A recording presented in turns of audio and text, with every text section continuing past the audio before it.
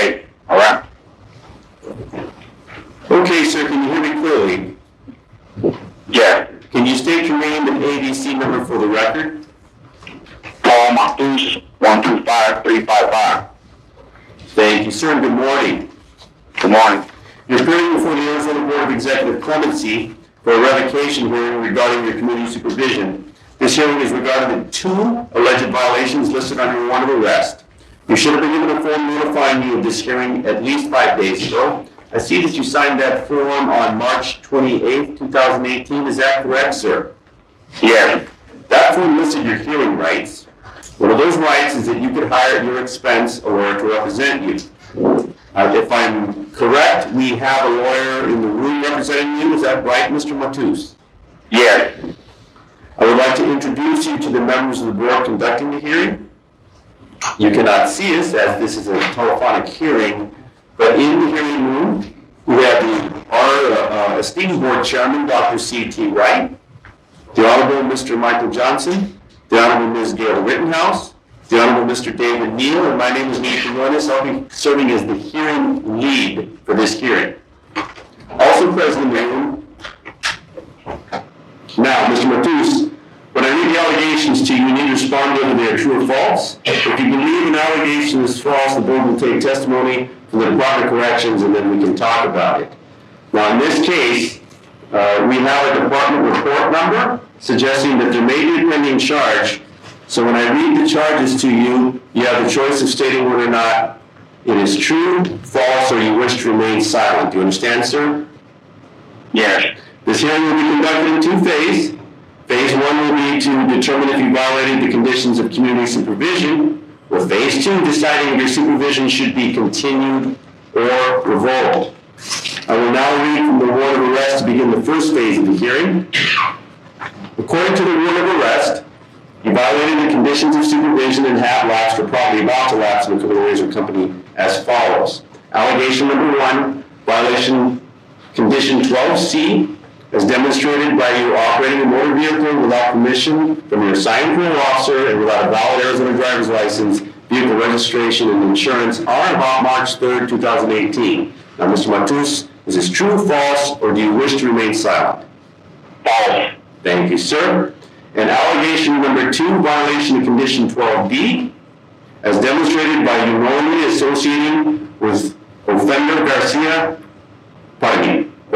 Anthony Garcia, it looks like ADC number 122263, a known STG/gang member, on or about March 3rd, 2018. Again, Mr. Matus, is this true, false, or do you wish to remain silent?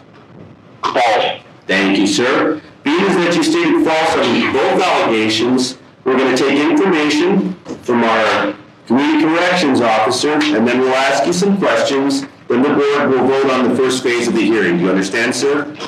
Yes. Okay, keep in mind this is only phase 1. Mr. Westby, if you will. On February 12, 2018, during a contact visit, the offender received, signed, and received a copy of his Arizona Conditions of Supervision. The offender was given a special condition directing him not to operate a motor vehicle without the prior permission of his assigned parole officer, a valid driver's license, and vehicle registration and insurance. On March 5, 2018, Parole Officer Green was provided with information from the Phoenix PD Gang Enforcement Unit that on March 3, 2018, at approximately 21:14 hours, the offender was observed operating a gray Chevrolet Impala, with license plate CFD 2572. According to the Phoenix PD Gang Enforcement Unit, the offender was observed driving the gray Impala to the address of 5813 North 71st Avenue, Glendale, Arizona, 85303. It should be noted that the offender was never given permission by his assigned parole officer to operate a motor vehicle at any time while he was under community supervision. Thank you. Mr. Matus, regarding allegation number 1, I'll slow it down just a second because I recognize you have a counselor in the room. Do you wish to speak, or is your counselor going to be speaking for you? I'll handle that, sir. Okay, thank you. Traditionally in these investigations, what we ask to the individual before the hearing is what is false about that allegation. Mr. Quinones? Yes. I would normally not interrupt any hearing.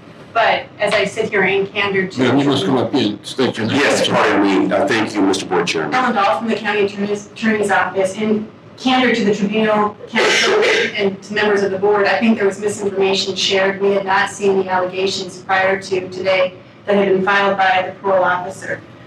In speaking to Detectives both Silvestri of the Phoenix Police Department and other members of the investigation, it was not Mr. Matus who was driving that vehicle that day. They are here to speak to the second allegation, which I believe is far more serious. They are not here to support that or bear witness to that. We don't believe that to be true.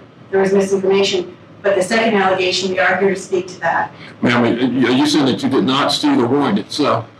I briefly saw it, but I didn't have time to talk to the witnesses. I'm very familiar with the second allegation. I wasn't as familiar with the allegation that he was driving a vehicle. And again, I appreciate the time to speak to the board, but I also don't want to sit here when I know that there is not a witness to support that allegation. Thank you, ma'am. Thank you. Thank you. I appreciate my colleague pointing out the situation with the first allegation, which had to do with whether Mr. Matus was driving a vehicle or not. We were prepared to present testimony that he was not, in fact, driving a vehicle. So I appreciate the prosecutor's candor in that. To pick up where the board member left off, I am moving that this tribunal dismiss or find that the count one is not supported. We can move on to count two. I would also request that, as is one of the basic tenets of due process, notice in a hearing, that the facts of this hearing be confined to the parameters of the allegations. Because if other things are going to be brought up, they are outside the scope of this hearing because we haven't been provided with proper notice of it. I would submit to the panel that we are therefore left with allegation number 2, the alleged association with a known gang member, and we should proceed on that set of facts and only that set of facts. Thank you. May I just say this? Yes, sir. Just for information. As it relates to the allegations themselves, I agree with you 100%. The board will make a determination of allegations themselves, whether they're true, false, or he pleads the fifth, and he said each one of them is false. Now, if we go into phase 2, if this board goes into phase 2, we go beyond the allegation itself. Now, for phase 1, allegations only, true, false, or the fifth. If we go into phase 2, which would be if we get a motion to go into phase 2, then it is open for additional information. It is not just centered around the allegations themselves. I just want to make sure that we're all on the same page. Well, I assume we were just dealing with the first phase right now. We're dealing with the first phase right now. That is correct, So sir. then if we get beyond that, then I guess it's a question of point by point argument that we'll make. Okay, so, Thank you. please go ahead, Mr. Chairman. Thank you, sir. Mr. Johnson. Oh, I'm sorry, Mr. Johnson, go ahead. Not that I don't get one's right. I mean, we got 2 allegations. And the first allegation is, there's not enough information for that allegation, then we could find that we don't have to find that allegation to be true. We can certainly find that it's not in violation of allegation number 1 and go into allegation number 2 and determine if the information on that, if he's in violation of allegation number 2, then move on. We don't have the allegation number 1 that there's not substantial information. Plus, in the warrant, it doesn't name an officer, it just says from the Phoenix PD gang squad enforcement. So that would be, not in violation and move to allegation number 2. We can make a determination on that allegation. If we move to phase 2, we can continue moving forward. I'm going to take further information allegation 2, but I will make the motion as one movement, and I think it should be pretty clear at that point. Thank you, Mr. Johnson. Okay, Mr. Westby, can you give us information allegation number 2? February 12, 2018, during a contact visit, the offender reviewed, signed, and received a copy of his Arizona conditions of supervision. The offender was given a special condition directing him to not knowingly associate with any known STG gang members. On March 5, 2018, Parole Officer Green was provided with information from the Phoenix PD Gang Enforcement Unit that on March 3, 2018, at approximately 1900 hours, the offender was observed to be at a party located at the address of 5813 North 71st Avenue, Glendale, Arizona, 85303.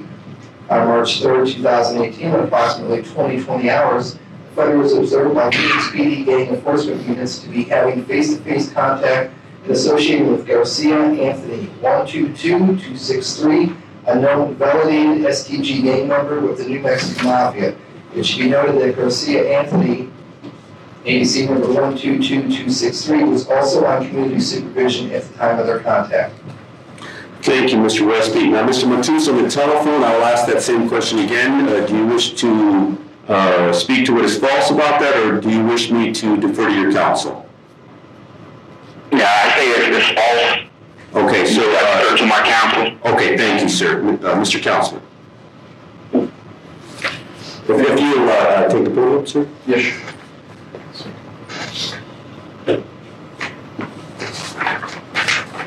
And if you can state your name again for the record. Yes. Ron DeBridge for Parole. Thank you, sir. And a lot of what I'm about to say is largely a summary of what some of the folks here will say to support the factual information that we have. And that is that on the date in question, Mr. Matus did indeed attend a social gathering at a residence. His niece, Clarissa, drove him there. It was at her request that he went there. He did not go there for the purpose of associating with any known gang member. He was there to go with his niece to socialize with other people. They made certain that they got back home before his cutoff of his scheduled curfew. And the allegation that he was there to associate with a known gang member, it is patently false. Now, in terms of associating with a known gang member, I would ask the board to consider, well, what's the purpose of a rule like that? Why is that a condition of somebody's parole or probation? Well, obviously the thought is that if people are suspected to have at one point been involved in activities with persons who are known to be involved with criminal street gangs or such like that, we don't want them associating for the purpose of either carrying out or furthering any sort of objective of a group like that. So when we look at the allegation, I would ask the board to look at not just the letter, but the spirit of this term. Now, if I walk into a supermarket and another person who's there that's a known gang member that I wasn't planning on seeing, and we have casual, polite conversation, has that term been violated? I would submit that it has not. So I'd ask the board to consider the purpose of any kind of meeting or running into somebody or greeting somebody.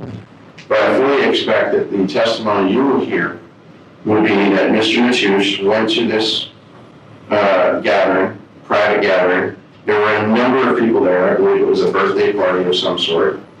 Whether Mr. Garcia was there or not, I assume someone will support that allegation.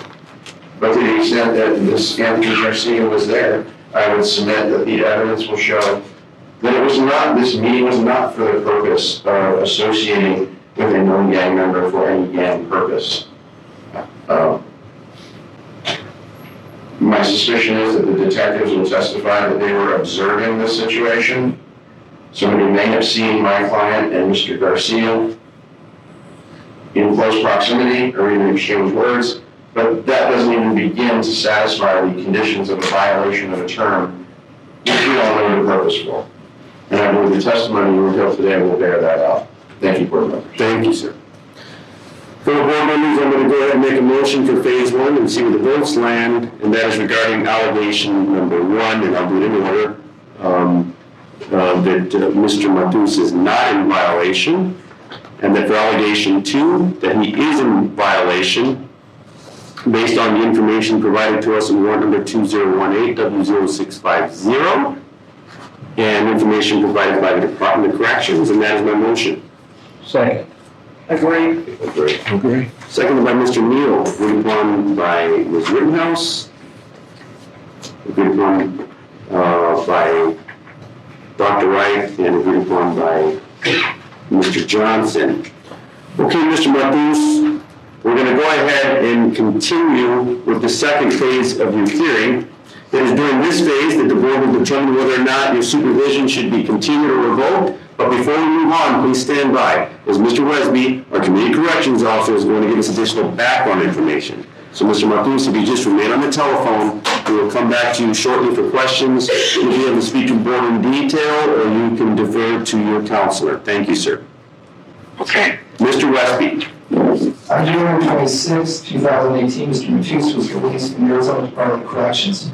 He was arrested March 17, 2018 by Phoenix Police. No new charges. He was back in DOC custody March 7, 2018 with a projected CACD of September 28, 2019, 0 abscond days. Current conviction, 2008, misconduct involving weapons, 12 years. 2008, dangerous drug violation, 3 years. Prior convictions, 1996, manslaughter, 8 years. 2003, misconduct involving weapons, 3 years. 2007, misconduct involving weapons, 2 counts, each for 12 years. This is his 4th term in DOC, CUIR score 5.5, mental health score 1, substance abuse score 1. STG gang information notes that he's an admitted member of Barrio Guadalupe criminal street gang, and a validated member of the New Mexican Mafia area security threat group. Prior term of supervision, 2003, TIS release, arrested on new felony, misconduct with a weapon, revoked by the Board of Executive Clemency. 2006, TIS release, arrested on new felony, misconduct with a weapon, reached CACD while in custody. His disciplinary violations are significant, with alcohol, disorderly conduct, rioting, violence, and weapons noted. On 2017, that weapons violation occurred prior to his release. Other arrests, all arrests listed, charges were not processed. His community score is a G7B9. Thank you, Mr. Westby. Back to you, Mr. Matus. Before we defer to your counselor, if that's what you wish, I'm still going to make a quick review of your case supervision summary. And that is that you were released from the Department of Corrections, approved to reside at 4336 East Windsong Drive, Phoenix, Arizona. No other residences were approved. Mr. Matus, is that correct? Yes. Were you working when you were outside of the prison system? Well, can you repeat that, please? Were you working? Did you have a job when you were outside of the prison system? Yes, I had a job, and that's where I was taken into custody at my job during work. And where was that job, sir? Empire Metals. And how long were you working there? A few weeks. Thank you, sir. There's some programming notes that you referred to tasks for your analysis testing and assignment code of Peach. You were directed to call the task hotline daily, Monday through Friday. You submitted a urine sample on February 22nd, 2018, which was negative. We commend you for that. On March 13, 2018, you were placed in CAP curriculum program with GPS tracking, and we're given a curfew restricting you to your approved residence from 9:30 p.m. to 5:30 a.m. Is that correct, sir? Yes.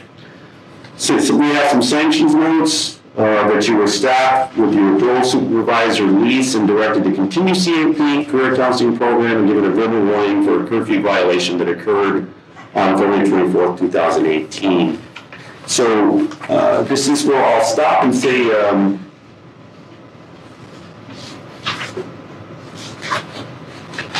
do you want your counselor to speak on your behalf from this point forward? Oh, I can answer some questions. If I need to defer to him, I will. Okay, sir, I'll ask some general ones, and that is, it sounded like, based on your history, the way it was read to us, that there doesn't seem to be an indication that you had drug issues, but did you have any ongoing problems with drugs before, during, or after your No, period in prison? Okay.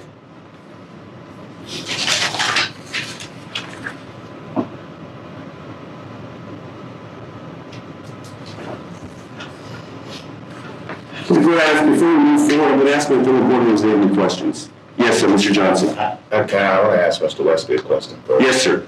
Mr. Wesley, did you say in, I believe it was 2008, there was a weapon and dangerous drug violation?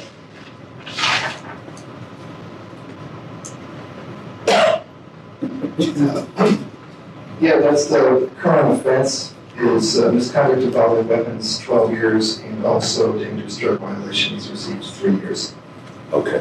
I just asked that because I thought Mr. Matus just said he didn't have a problem with drugs. Well, I'll ask him directly, but it could have been sales. But Mr. Matus, was your past issues with drugs use or sales or both? Now, I was in possession in that case right there. I don't have a problem with drug use. I never had a dirty UA in prison or drug charge or anything to say that I have a drug problem on the street. So that wasn't possession crime right there. Thank you, sir.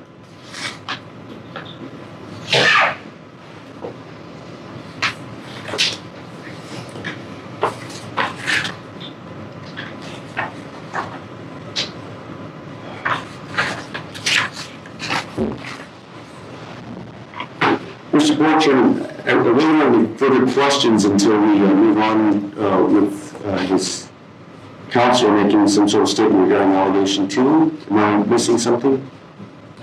No, sir, you're not missing anything. We're going to remain of the hearing. We can hear from Ms. Waters and board members and asking the questions at any time. Okay. Well, then I will begin with your counsel, Mr. Matus, if you wish. Mr. Matus?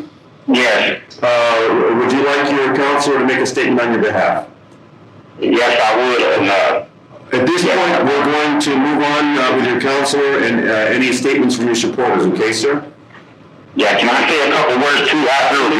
You'll have a chance to give a final statement to the board before we go into discussion. Okay. That you would like to share on there? I think you said. Okay. Mr. I keep forgetting your last name. DeBrigida. Yes, if you can say your name again? Yes, Ronald DeBrigida for Mr. Matus. Yes, and what would you like to share with the board, sir? Well, Judge, I think, I'm sorry for giving you the title. I apologize. The force of habit for Ms. Dahl and Mr. Richards and myself. What I think would go most expeditiously for the board is if the folks here in support of Mr. Matus who were with him on a daily basis would address first. Okay. I will summarize with my position and recommendations, and then I'll give my client the final word. Thank you, sir. So, what's your? Can we come up together?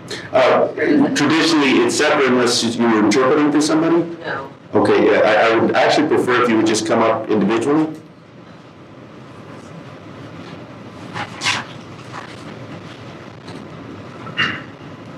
And if you could state your name there. So, And what would you like to share with the board? just that he, obeyed all the laws with his probation. I was there witnessing when he did go meet his probation officer, attended his classes, got a job. He was around his son all the time, every weekend he spent. I feel that it's just that they're picking on him for whatever reason. All these accusations that are not true, if you can see how they are. That's kind of like just sums it up. But he's supported by his family, his nieces and nephews. He's a big supporter when it comes to his nieces and nephews because he helps them, get into school and finish school. He's a wise man. He's very, how he is, just supportive with his family. Just what I can say. And Just a little nervous, that's why. No, I understand that. Maybe I can help. Specifically, we're here to. If you'll state your name again, sorry. That's okay. Ron DeBrigida from Matus. Specifically, we're here to address for the board allegation number 2, which is associating with known gang members. Can you speak to whether or not Mr. Matus has done so? No, he has not, because like I said, I've been with him, since he's got out, since, it's not, it's a false accusation. Like, if you guys can see,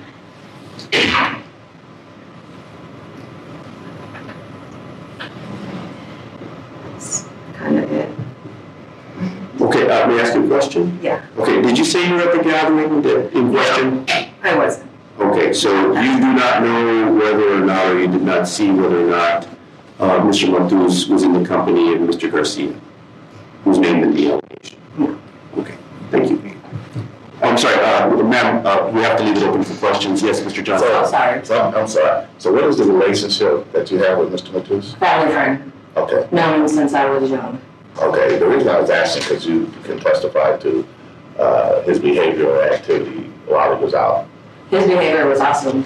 He was very supportive, like I said, with his son. He was involved in his son's life.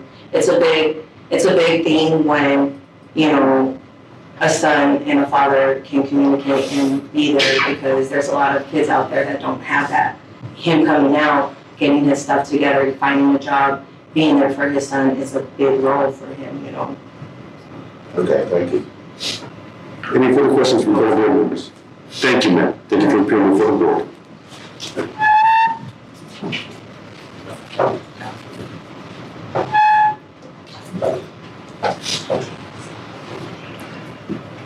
And when you get to the podium, you can state your name for the record. Matus. Thank you, ma'am. And what would you like to share with the board?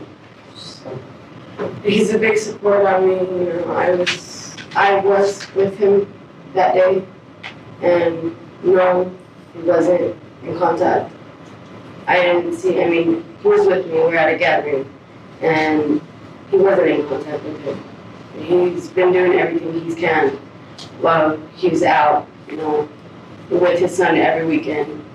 He was doing right. I don't see why all these problems, I mean, they have to pick on him for it. Like, he did what he did in the past, and that's the past. But he's trying to change. He can't change with all this happening. He's just, he's a good person. May I ask a quick question, ma'am? And that is, you were at this gathering? Yes. Whose gathering was it again? It's my friend's birthday. Oh, so it was a birthday gathering. And from what time to what time was the gathering? Like, before we left before 9, so. It started, when we got there, it was already started, so I don't really remember what time. Thank you. One last one for the board. There's any questions for you? Yes, Mr. Jones. So you took him to the gathering? Yes. So how He did went with me, he went with you to the gathering? yes. So how did you guys, when you said that he wasn't with someone, how do you know that he wasn't with someone? He wasn't with him, he was with me. We were all at a gathering. I mean, if Anthony Garcia was there, I mean, they didn't talk to each other, they didn't see me. And if they did, I mean, I don't know. Do you know Anthony Garcia? Huh? Do you know Anthony Garcia? No, I do not. Okay, so he talked to him, but you have known that he talked to No, him? I don't. Okay, thank you. Thank you, Mr. Johnson. Thank you, Ms. Matus. Yes. Any further questions for Ms. Matus?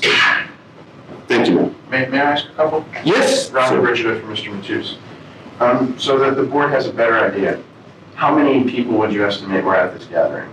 Like 20 adults, there's more kids than adults, so. And what was whose birthday was it, do you recall? That's my friend's cousin's birthday. And how, was it a child? Yeah. So there were other children there Yes. too? And there were other adults there? Yes, And you were the one that was actually invited to the party? yes, And you asked your uncle to go with you? yes. Okay. Was your uncle asking you to go there to see anybody in particular? Were you with your uncle pretty much the whole time you were there? Okay. Did you see him talk to a number of people at the party? I mean, he introduced himself to everybody, that's about it. Was there any kind of shady back room where there were gang members sitting around the table plotting to do things? No, And how long did you stay at the party? like an hour and a half, maybe 2 hours, And why did you leave when you did? because he has a time limit. He has a curfew. And you wanted to make sure he got He home? got on a curfew. Nothing further. Yes, sir, Mr. Johnson. So it was a children's party, Yes, and so does that mean, I mean, were most of the people there, because you said it was a lot of kids? yeah, So were most of the people family members, or, yes, they're family members. so most of the people were family members? Is Anthony Garcia a family member? I'm not sure. I don't know. Okay, thank you. Thank you, ma'am.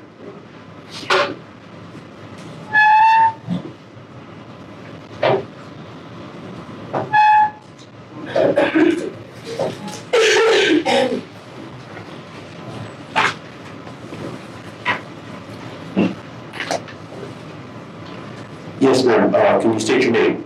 Vicky Matus. Ms. Vicky Matus, thank you. And what would you like to share with the board, ma'am? Let me just say that I'm very proud of my son, and when he came on with nothing in his mind but to be with his son, raise his son, and be there for the, because we have 30 nephews, and he always shared his time with them, with the little ones.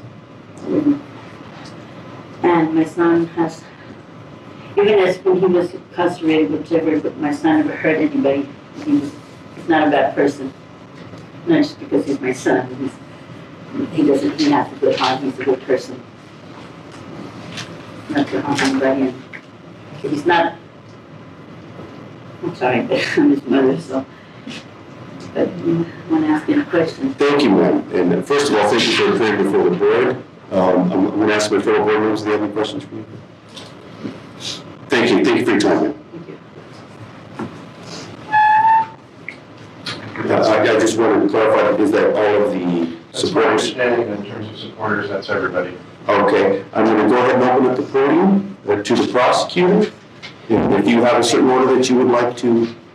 You go now. Ms. Doe and I are perhaps a little confused about the order. No, I'm not. You're not? You were very clear that this is your time, Okay. and we will have the opportunity to speak. Okay.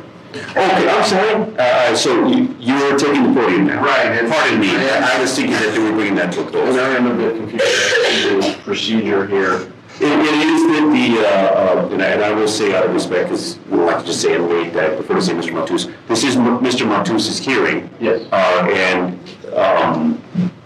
There is some passback as to when he wants you to speak for him. I just got a little ahead of you. I thought you were bringing that to a close, so it's still your time, sir. I'm sure if the board wanted to hear from the officers and then the supporter, or then the... Well, there is a chance at the end for a final statement from the inmate, and you may also speak to him on his behalf at that point. So if you have... Then that's fine. That investigation is ongoing. Now, I know that we're going to hear, well, due process says this. This is not a court of law. You are allowed to have the truth here, and that's the reality of the situation.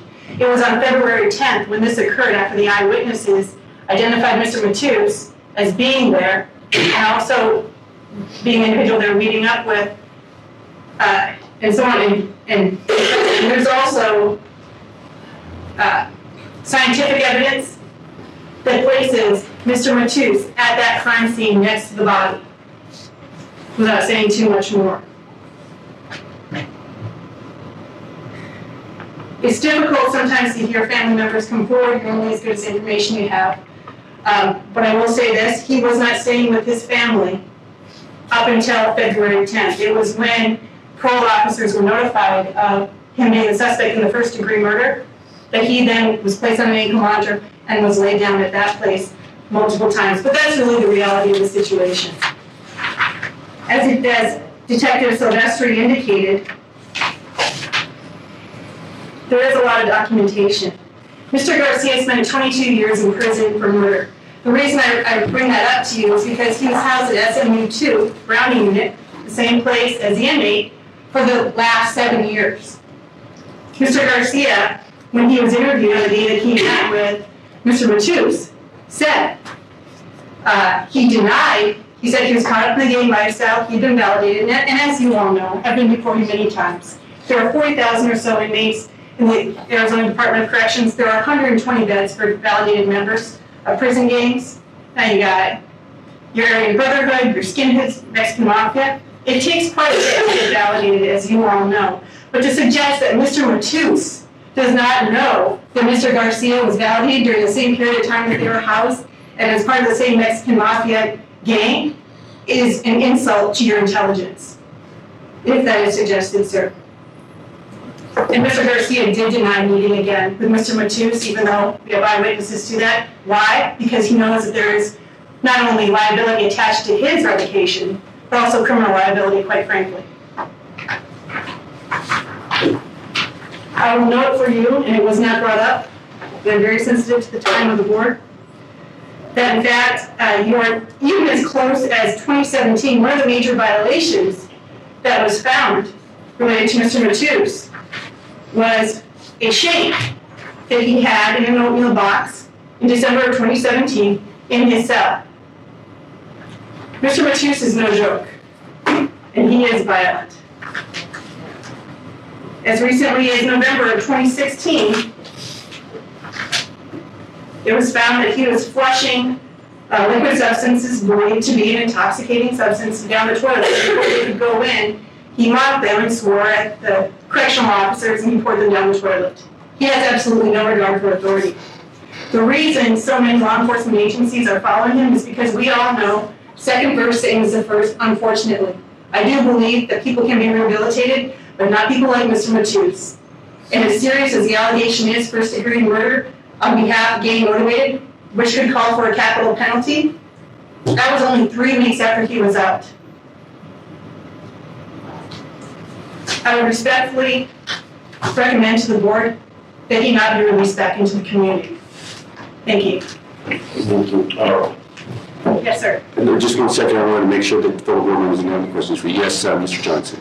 Just so I can be clear, the picture you showed, what did you say that was? I'm sorry, Your Honor. No, what did you say it was? One is a shank. Okay, I wasn't really clear on what you said it was. The other one was, you mentioned the name Cyclone. Who is Cyclone? That's Mr. Matus. That's his street name. That's the name he gave himself when he was baptized into the Arizona Mexican Mafia and his criminal street gang earlier. Okay. And that's what the name goes by. Okay, thank you.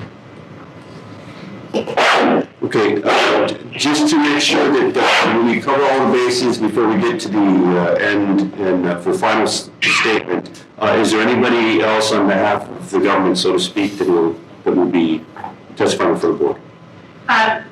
If we could, Detective Diaz of the Phoenix Police Department Gang Squad would like to address the board. I believe that Mr.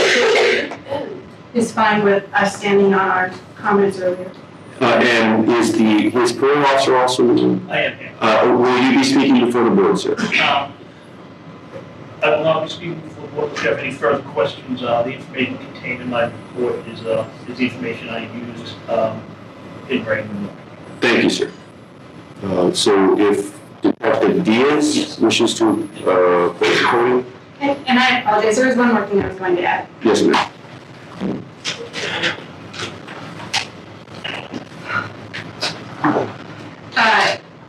One more major disciplinary issue was related to visitation, which, as many of you know, that is where the gang members conduct their criminal activity in the cities.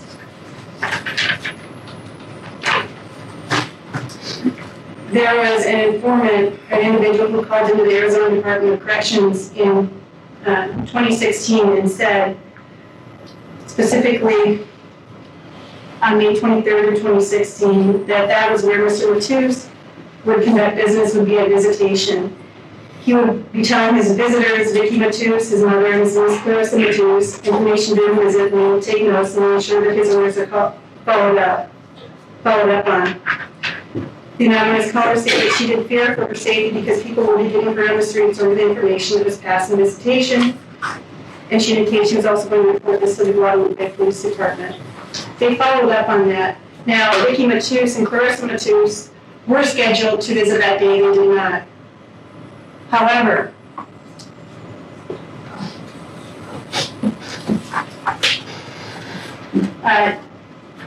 one of the investigators met up with a woman by the name of Miss Jimenez and asked her for the letter that she had been seen taking from Mr. Matus or that she had been writing. At that time, she retrieved it from her purse, and this was a note that, in fact, she had been writing down while visiting with Mr. Matus. And I have a copy of it here. It was impounded. And it says, call and then a telephone number. Tell her you are Cyclone's lady. You'll receive the $1,300 monthly and any other money. from now on. Do you have any money ready? Don't give nada to Mises until further notice. Messages.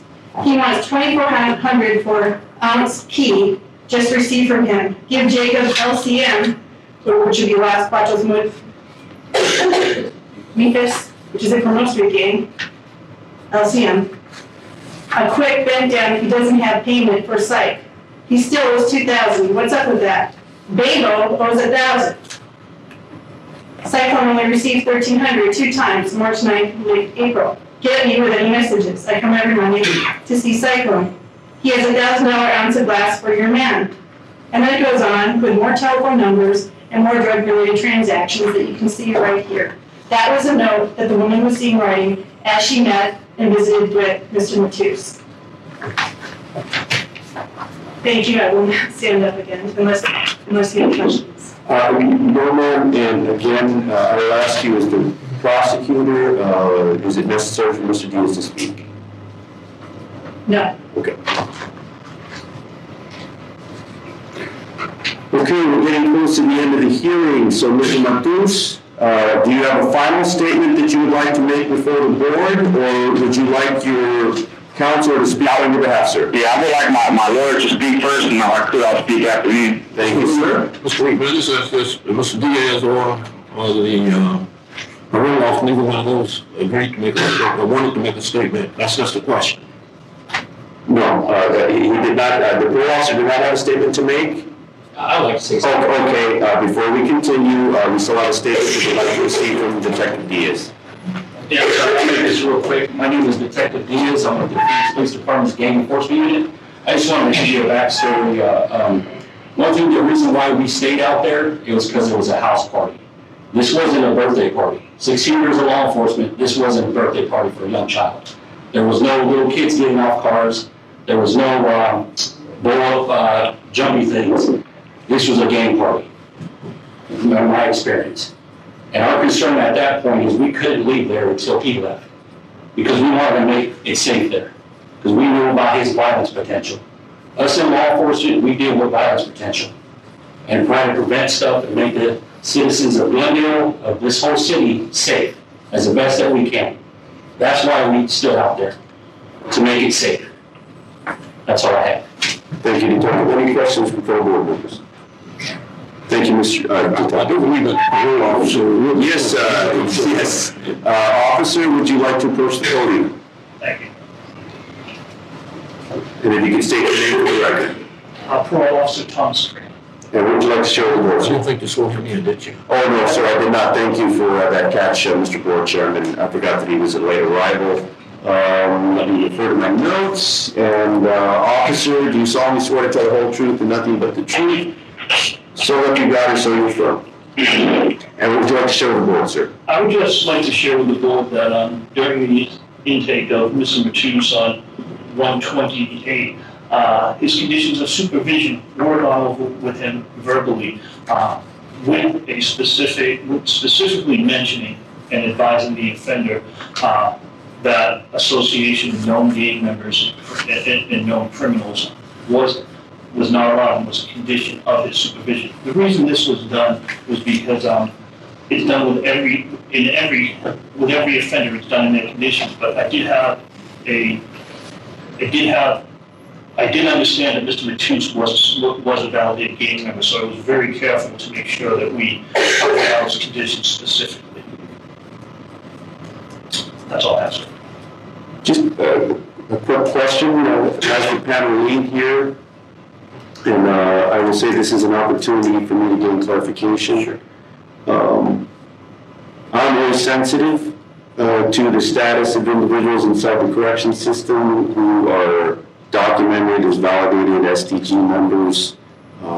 Sometimes that is mentioned, but it is not necessarily specific to the violation in question. Oftentimes it's an allegation, but I will ask you, based on your understanding, your training, experience, are we talking about a known, validated member of an STG, the New Mexican Mafia, without question? Upon my review of his case file, he is listed as a validated member. The reason I would say this for the record and for later discussion for board members if necessary, and that is it's been my collective experience that we tend to hear about people when they step down, and we don't get a lot of admission when somebody's active, so it gets a little blurry, if you will. So I did want the input of someone who's working in the correction system. Any questions from fellow board members? Thank you, officer. Thank you. This has been a unique hearing. I will say at this point, as we move forward, I recognize there's been a bit more testimony than usual for revocation hearings. So, again, I will defer. I will ask our prosecutor, is there any more information on behalf of the government before we get it back to Mr. Matus's hearing and his counselor? No, sir. Thank you, ma'am. Okay, sir. I believe you're going to speak on behalf of Mr. Matus, and he wanted the last word, correct? Thank you. Thank you. With all due respect, I find this situation troubling. And I'm not getting into whether the allegations that may or may not come and the investigation that is ongoing. I'm not here to talk about that because, frankly, it's not an issue that's before us. My concern is that notice and hearing, one of the basic concepts of our system. And I understand that the board is here not to, you don't have to find proof beyond a reasonable doubt as to any issue that's before you, and I get that. But when we're provided with what are the allegations that are raised, why this person should be found in violation of their parole, that should be the scope of this hearing. I'm going back to the original point I made was, and I'm going to speak specifically to allegation 2, which is the only remaining allegation. It hasn't been proven by any burden of proof or measure of evidence. We have testimony, at best, even accepting as true and giving all reasonable inferences in favor of the allegations, that at a party, house party, child's party, you've heard the testimony from people over there, that for maybe 1 to 2 minutes outside where other people were loading up cars, my client had a conversation with Anthony Garcia. That's it. That's the allegation that is before this panel to determine whether it's a violation or not. And quite frankly, even assuming it's a violation, it's so de minimis that it certainly doesn't justify revoking my client's parole. One thing we can be sure of when we leave here today is that the Phoenix police are watching Mr. Matus. There's no question about that. And ultimately, he may or may not be charged with something. There may or may not be sufficient evidence for that. That's for these folks to work on. I trust that they will do a good job with that. But that's not why we're here today. We're here today to determine whether, well, now we're left with one because we were told that, oh, he was driving a car when he didn't have a license, but now we're told, no, that was a mistake. We didn't see him driving a car. Well, let's apply that to this second allegation. And it becomes pretty clear what's happening. That these are allegations that are essentially a ruse for something else. Maybe that's okay to some people. I don't understand it. I've done plenty of probation violation hearings, parole violation issues. But I think you're absolutely right, sir. I've never seen a situation like this before. What I would request, and if I may respectfully try to refocus the board's attention on the purpose that we're here for today, is determine whether the remaining violation has been proven. I submit here it has not. And even if it has been, does the nature of that violation justify taking away somebody's freedom, revoking their parole? Mr. Matus isn't going anywhere. He's got electronic monitoring. He's clearly being observed and followed. He's clearly under investigation. These things aren't in question. But when we come back to the reason we're here, did he violate his parole? I would submit to the board that there is no way that that's been proven. And any sort of technical violation of that he had a conversation with Anthony Garcia, doesn't rise to the level of the purpose of having that type of term. Just having a run-in with somebody in casual conversation, and quite frankly, this board has been presented with no evidence of anything else. No substance of their conversation, no purpose of their conversation, there's no evidence of that. I would ask that you find that there has been no violation, and to the extent that there has, it does not justify revocation. I will give Mr. Matus the last word. Thank you, sir. Mr. Matus? Hello. We're getting close to the end of your hearing. Again, this is your hearing. Hold on, sir. This is your hearing. So is there a final statement you would like to make to the board before we go into discussion? We only ask that you don't repeat anything that you've already shared with this. Again, this is your hearing. So is there anything else you need to share? Yes, I would like to say something if I could. Can I begin now? Yes, sir. Yeah. I just want to say that in terms of my parole, I was working, going through all my classes, every parole visit that my parole officer requested, I was there. I was going to my classes, being there for my son, being a part of my son's family. And I don't think that it's fair that they take me away from my son and his mother who's sick with cancer, just for allegations based on speculations, assumptions. You know, just for whatever paranoia or hearsay or speculation that they have, you want to take me from my family. There's nothing proven here in these allegations. The parole officer Green said, violation 1, that I was driving. Why was that even written up at all? If it did not happen or he was not told that. I don't understand how it was a mistake. And it was written on these papers, and it's part of the reason why I was violated and arrested at work. They came and arrested me on my job when I was trying to do what I had to do for my family and try to stay out there. And the second violation, I can't be accountable for everybody at a party that I did not throw, that I was invited to second, third party. They happen, it's a small world, and things like that happen. The officers say that they've been following me numerous times because they're fear of crimes being committed. In that whole time, I never committed no crime or they would have arrested me. I would like to ask them if I was going around Arizona meeting people like they spoke of, who else was I meeting with? They have not given no evidence, pictures, or even mentioned.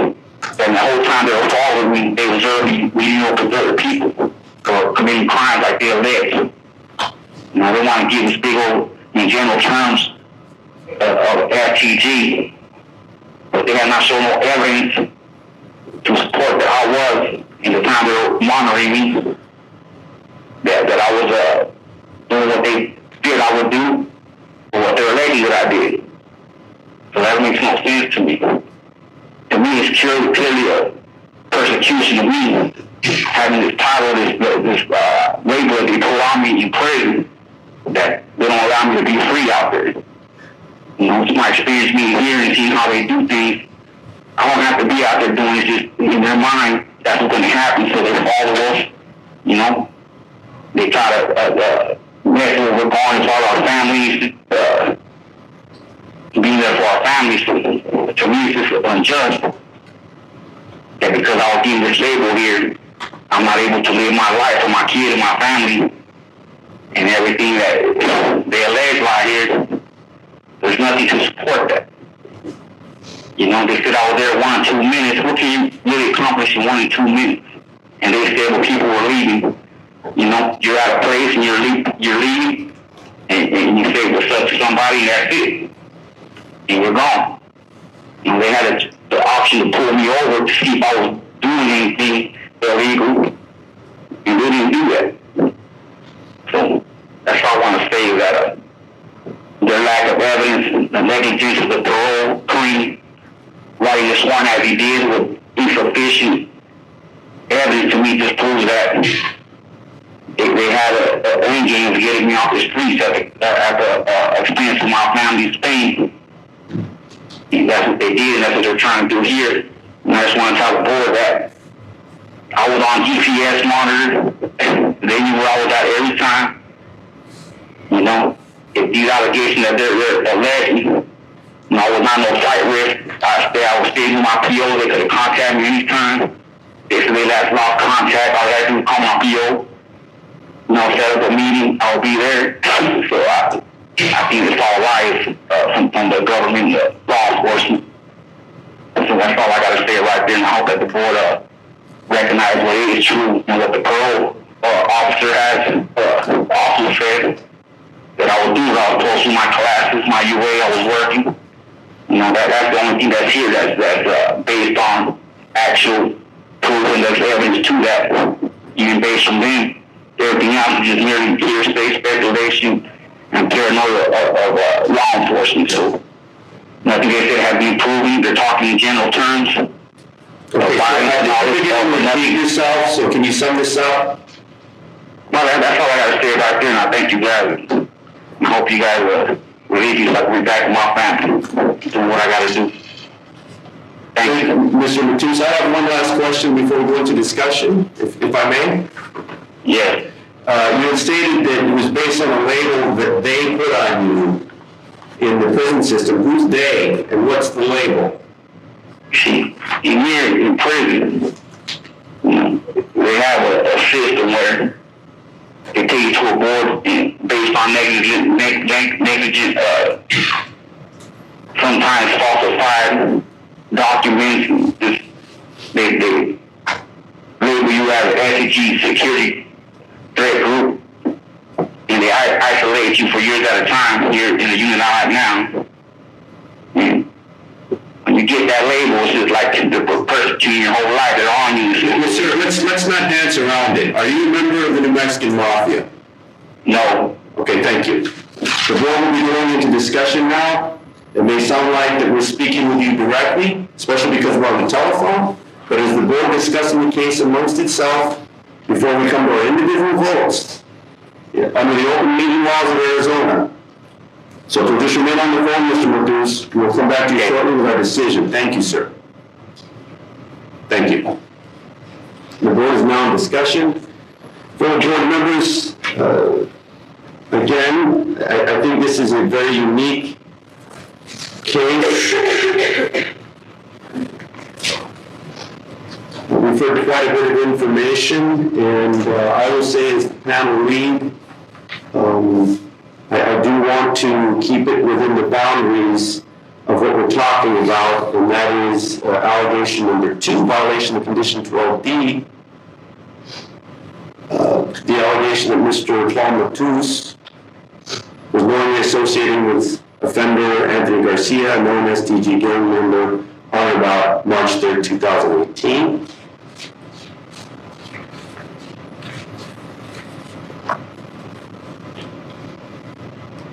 I will say in simple terms, based on the information that I gathered today, I think the one allegation is pretty straightforward.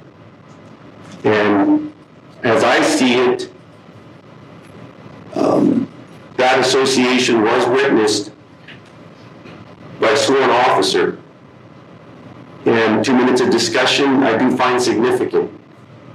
But I am the panel lead. I'm only one voting board member, and that's why I would like to begin the discussion. Yes, Mr. Johnson. I think that condition 12D simply states I will not knowingly associate with non-STG gang members. And we've heard testimony that Mr. Parole, Mr. Matus was a non-validated gang member, as well as Mr. Anthony Garcia was a non-validated gang member, that they were together for, I believe it was 6 or 7 years at the Browning unit, where they spent time in prison, both that validated non-gang members according to documentation that testimony about documentation that we actually received. that to that statement that they would have known each other if they spent 6 to 7 years in prison in the same unit as validated gang members from the same unit. They were observed and confirmed, identified by the detectives of the Phoenix Police Department, who were able to subsequently observe them and identify them to be hosting or involved in a conversation for about 2 minutes with each other while they were there, because they were both incarcerated, because they both are known gang members. And I think that he was a violation, and he did associate with another known gang member. And there has been testimony about the actual known and validated gang member, both from the county attorney's office, from the Phoenix Police Department, from the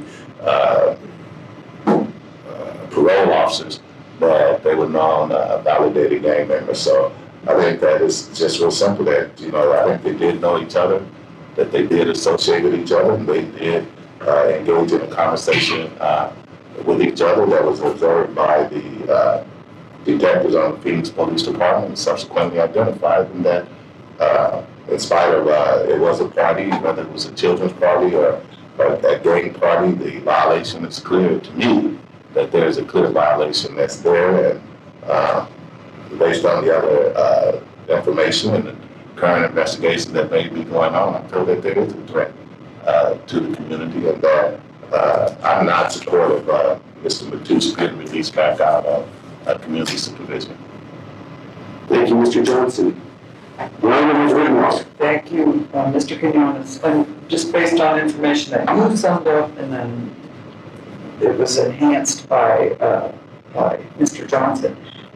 We have sworn police officers who are testifying. We have a prosecutor who's testifying to us about his activities, and I think those activities will continue if he's released back to the streets. So I'm not in favor of releasing this to Mr. Matus.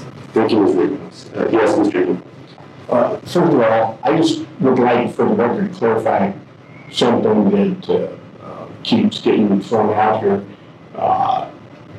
Officer Cream wrote this warrant based on information he was given by another law enforcement agent. Whether or not he misinterpreted that information, whether or not they misinterpreted that information, it was not a specific mistake of Officer Cream's. He wrote the warrant, and all the warrants we see about any criminal activities or anything like that are based on information that they're given by another agency. So I don't like the aspect of Mr. Cream being accused of doing an erroneous allegation on the warrant. There was information he was given by people. Now, as far as allegation number 2 goes, without trying to repeat anything, I have to pretty much agree. And Mr. Matus's attorney talks about insignificant amount of time or anything. The law doesn't state that any amount of time has to occur for a contact with whoever you're forbidden from seeing. So if they were standing there looking at each other for 2 minutes without departing, that falls under the gamut of not associating with somebody they're not supposed to associate with. So I'm not in favor of returning Mr. Matus to community supervision this time myself. Thank you, Mr. Newman. The Honorable Dr. Wright. Thank you, Mr. Lead. Based on the information that's been presented to the board, I much agree with my distinguished colleagues. Not in favor at this time. So. Thank you, sir.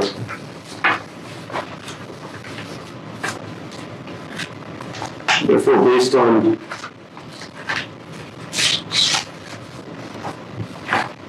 our discussion, I'm going to go ahead and make a motion and see where the votes land.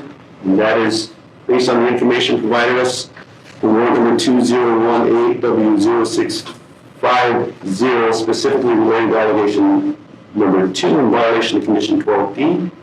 I move to revoke community supervision as Mr. Matus was delinquent, violated the terms and conditions of supervision, and had lapsed or was about to lapse in the criminal ways of company, inasmuch that he associated with offender Anthony Garcia, a non-STG gang member, on or about March 3rd, 2018. And that is my motion. Second. Agree.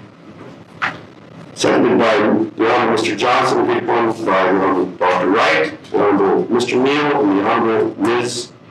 Rittenhouse. Okay, back to you, Mr. Matus. Your supervision has been revoked, and you will be released on or about September 28, 2019.